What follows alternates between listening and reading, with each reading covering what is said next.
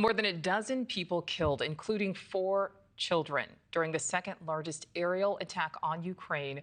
Overnight, Russia striking several areas in Kyiv, including the British Council building and the offices of the European Commission. The Commission now saying Vladimir Putin is mocking efforts toward a peace agreement and escalating attacks.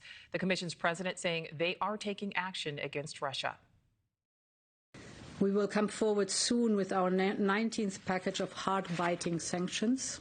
It shows that the Kremlin will stop at nothing to terrorize Ukraine, blindly killing civilians, men, women and children, and even targeting the European Union. On News Nation's Robert Sherman live there on the ground for us in Kyiv. And Robert, more overnight Russian attacks. Yeah, these were very massive in nature here, Nichole. To be clear, that you see strikes just about every night across Ukraine, but these ones are being called the second largest since the war began. That's according to the special envoy Keith Kellogg for President Trump. And you see there's a massive cleanup effort that's taking place all across the city. We're talking about 600 drones were put in the air, more than 30 missiles.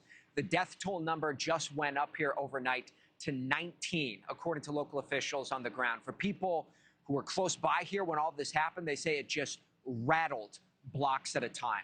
Listen for yourself.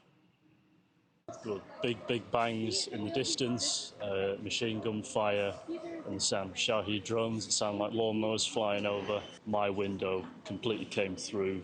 All the doors were smashed off the hinges because of the shockwave. From that, big cloud of dust came in everywhere. I was coughing, filled my lungs.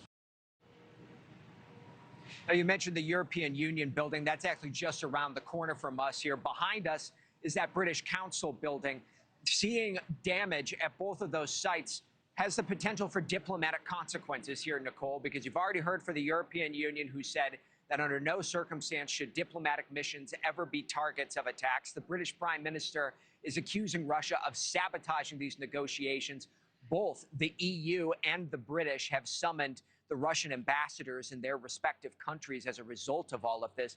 And it certainly begs the question exactly where all this is going to go from here, because the Kremlin said just a short while ago that while they are continuing these attacks on Ukraine, they are still open to continuing these peace negotiations. Nichole? So, Robert, what does all of this mean for peace talks? Well, there's a big event, that is happening in New York tomorrow, in which you're going to see a Ukrainian delegation on the ground in New York City meeting with Special Envoy Steve Witkoff. And one of the big conversations coming out of this was supposed to be the prospects of getting a bilateral meeting between the Russians and the Ukrainians, sitting them down at the same table here. A lot of this is up in the air now as to where this can go, because you've heard from some of these European leaders who believe that at this juncture, Russia is mocking this whole peace negotiation process. They believe that Russia isn't serious about moving towards the negotiating table. And you even heard President Trump making mention of this week, that on the one hand, he has phone calls with the Russian leadership, believing they're productive, then sees incidents such as this one here. And the United States has, to this point, had a difficult time squaring all of this. Nichole. All right, Robert Sherman live on the ground in Kyiv. Thank you. Thank you for watching. Subscribe below and download our NewsNation app right now on your phone, and you will get fact-based, unbiased news for all Americans.